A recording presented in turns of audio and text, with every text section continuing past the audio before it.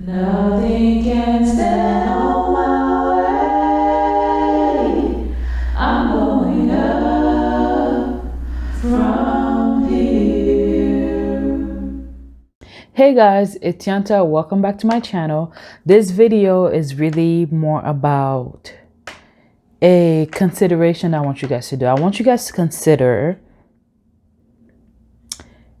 spending time taking inventory about your life, how you want it to look like, the things that you want, and advocate for yourself.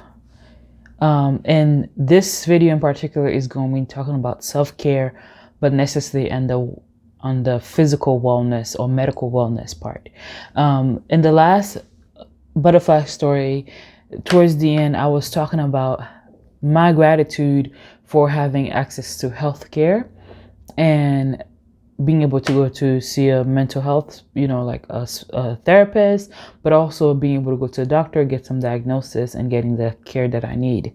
But here's the story behind it that wasn't all that great that I want to share, and where the part about advocating for yourself is important, but also doing your research and also taking your self-care important. Self-care doesn't necessarily have to look like going on a spa, getting my nails done. Those are more like keeping up with your beauty, keeping up with beauty standard, not necessarily self-care. To me, self-care is making sure you take care of your body in a sense, like resting, eating well, doing things that allow you to be healthy. That's what I consider self-care. Doing things that invest in your health and wellness and wealth. So that's what I consider self-care for me. The things that brings you peace, joy, sanity, that makes your life easier in the sense of functioning. That's what I consider self-care. I'll also find self-care and put the definition up here. Let's see if it aligns when I go to edit.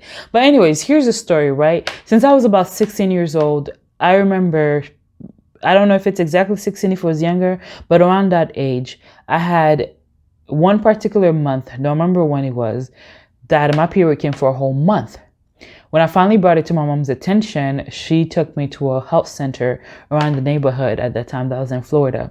And the way they chose to assess the situation is by giving me steroids, which automatically stopped the period. And from that day forth, I always had an issue moving forward where my period wouldn't come for months, years. I eventually, when I was old enough, about 19, I went to OBGYN who had horrible bedside manners, who did not ask me for anything, who literally shoved to do the pelvic test, to just shove, you know how they have to do that, the 2 finger, and didn't even ask me if I was sexually active, nothing like that. That was my first very bad experience. And from there, I just never wanted to see an OBGYN. Yeah, the result came out that I did not have cervical cancer. I don't have cervical cancer. But I still had an issue with my period. Eventually, when I was about 25 and I had access to a doctor when I was working at Rosen, I think, that doctor tried to shame me in a way. She tried to force me to take birth control pills. I didn't appreciate that. So when I switched doctor after that, we saw the medical care. We did the pap smear. We did all the tests. Everything comes out negative. See a OBGYN. We do the cervical cancer scanning. Ask me if I'm pregnant, even though I tell them I'm not sexually active. And the result always comes out that they can find what's wrong with me. And the only reason why I should be worried about this, unless I want to have a period, is if I'm trying to have children.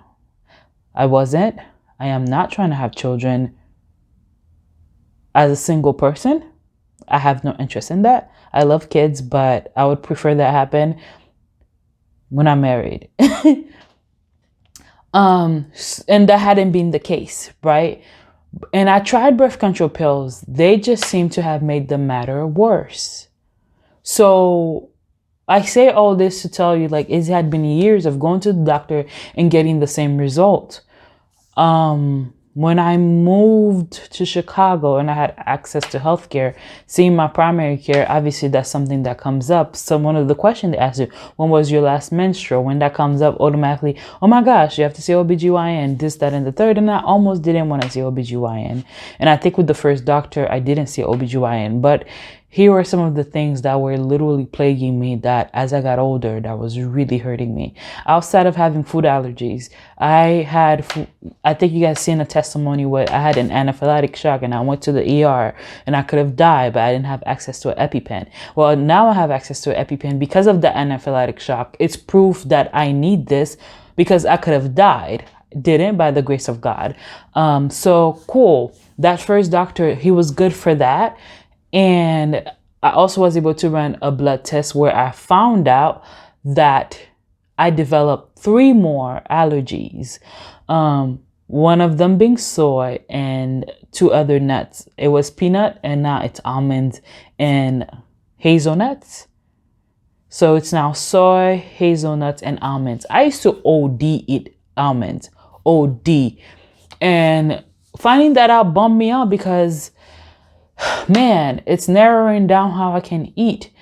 But you know what? I was grateful that I was able to take that blood test and got that result, got my EpiPen, the insurance paid for it. Good.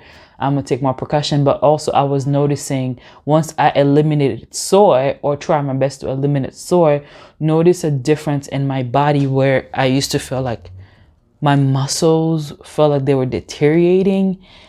Walking hurt, my ankles hurt, my wrist hurt. Matter of fact, they thought I had carpal tunnel because my wrist hurt so bad. And I used to do hair all the time, and the doctor made me stop doing hair because they thought it was those type of things that was destroying my joints. But come to find out, soy is one of those things that can do that. There are certain issue I had on my stomach where it was allergies all this time and I didn't know. I only know the 2 allergies that I had, and now finding out these other were great. Cool. However, there was something I wanted the doctor to focus on that he mansplained away, and I didn't like that. He was nice and he was fine. He was fine. But I had an issue with sleep and I couldn't figure out what was wrong with me. So I told him about that, and he suggested syrup, he suggested pills, he suggested everything but considering a sleep study. The only reason why I knew about sleep study and sleep apnea was because when I was working at Highland Park, the high school, there was a 3 days where I guess my body was so exhausted because of a lack of sleep. And when I'm talking about lack of sleep, I'm talking like pulling all-nighters, not by choice, for multiple days at once and having daytime sleepiness.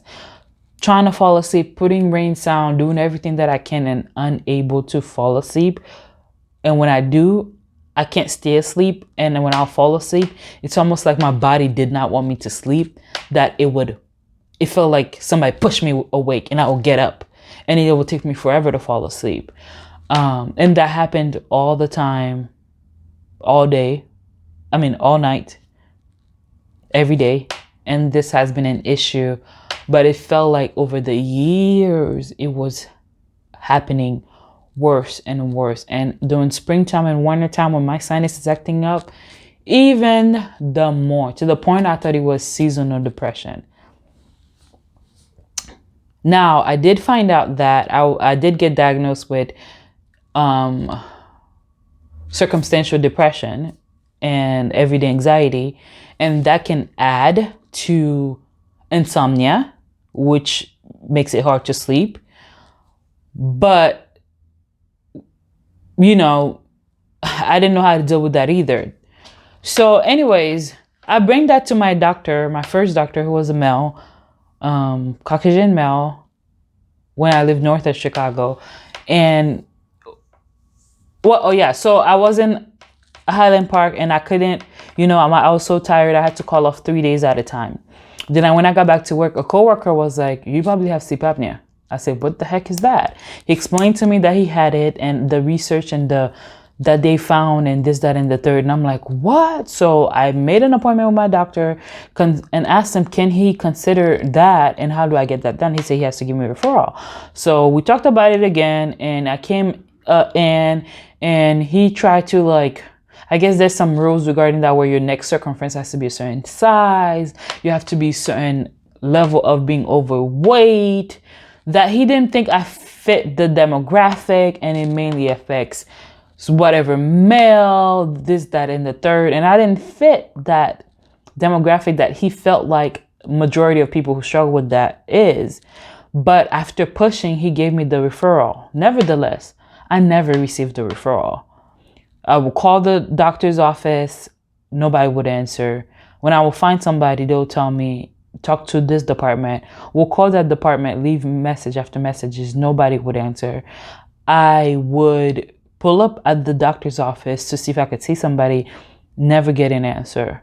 When I needed my regular appointment, I was fine. But once it came to that particular thing, I could never get it.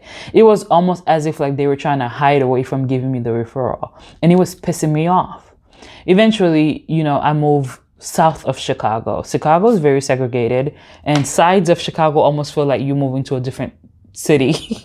But it feels like. So I was moving south of Chicago. And because of the move, I had to change my doctors.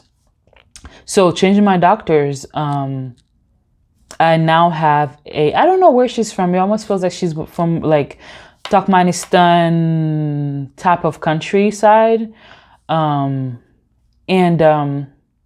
female. And first visit, brought these things up to her. I walked out of there with my referral. Obviously, I had to bring it up again and tell her that I want to do this. Brought it up and she gave me my referral for the sleep study.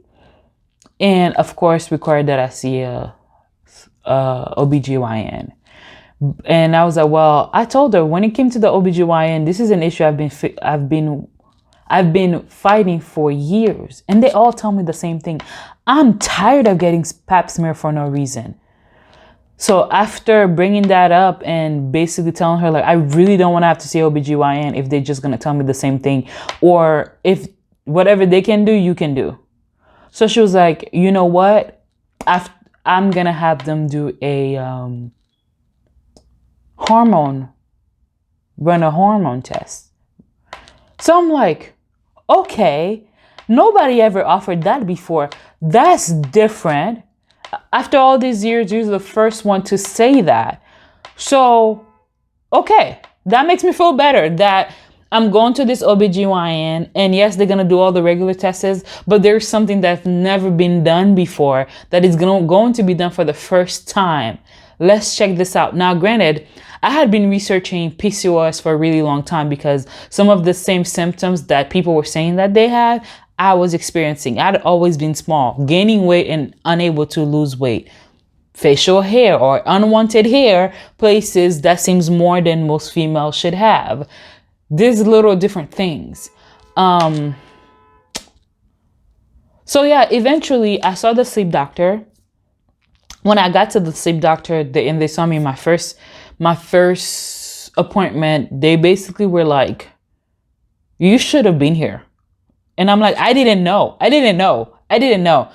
Immediately, they ordered my sleep study. Excuse me. Got that done. Fair enough. The results came that I have obstructive. Is it obstructive? I'm not sure if that's the right word. Sleep apnea. Basically, I stopped breathing over 10 amount of time in 1 hour. Imagine waking up from sleep about 10 times an hour. That is no sleep at all because your body is trying to keep you awake because it's trying to keep you alive. So yes, they say it can come with, it's probably bad dieting and overweight and obesity and this, that, and the third. But after research, there's so many other things that can play into that. And these researches, nobody tells me. Like, I have to do my research. I have to bring it up to the doctor.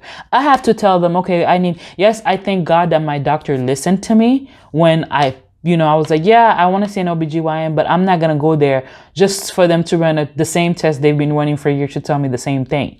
And then she offered another option versus my other doctor didn't at all. I told her about the sleeping issue. She had my referral in hand when I walked out. Went and got all the tests, and guess what? Yeah, my testosterone is too high after they run my hormones. And that, I think I got that test done in February when that happened with my testosterone. The sleep happened last year. So yes, I need a mask. This is probably why you guys can see, if you can see this mark right here.